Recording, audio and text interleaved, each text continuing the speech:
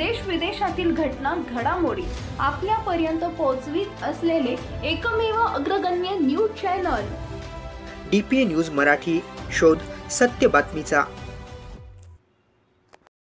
धुळे जिल्ह्यातील शिंदखेडा तालुक्यातील जामफळ धरण बंदिस्त पाईपलाईनद्वारे सिंचन भूमिपूजनाचा कार्यक्रम दिनांक 10 सप्टेंबर 2024 रोजी 10 वाजता महाराष्ट्र राज्याचे उपमुख्यमंत्री देवेंद्रजी फडणवीस यांच्या शुभहस्ते करण्यात आला।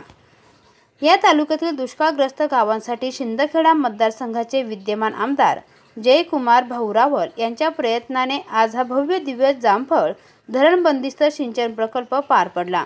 गेल्या अनेक वर्षापासून भारतीय जनता पार्टीचे विद्यमान आमदार जयकुमार भाऊ रावल विधानसभा आमदार म्हणून प्रतिनिधित्व करीत आहे। धुळे जिल्ह्यासह शिंदखेडा तालुक्यातील विकास कामे सातत्याने करीत आहे।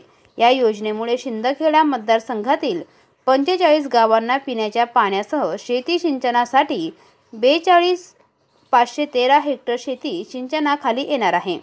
जयकुमार भाऊ रावल यांच्या प्रयत्नाने हे शक्य झाले आहे, म्हणून त्यांची ओळख दमदार आमदार, फिक्स आमदार, पाणीदार आमदार म्हणून त्यांची ओळख आहे। प्रत्येक गावागावात सभा मंडप, स्ट्रीट लाईट, सिंचन विहीर व चांगले रस्ते अशी अनेक विकास कामे त्यांनी साध्य केली। या कार्यक्रमाला भारतीय जनता पार्टीचे अनेक विद्यमान आमदार, कार्यकर्ते मोठ्या संख्येने उपस्थित होते। DPA न्यूजसाठी प्रतिनिधी विकास पाटील, नाशिक। ताज्या घडामोडी व अपडेट जाणून घेण्यासाठी आताच DPA न्यूज चॅनलला सबस्क्राइब करा आणि बेल आयकॉन क्लिक करायला विसरू नका।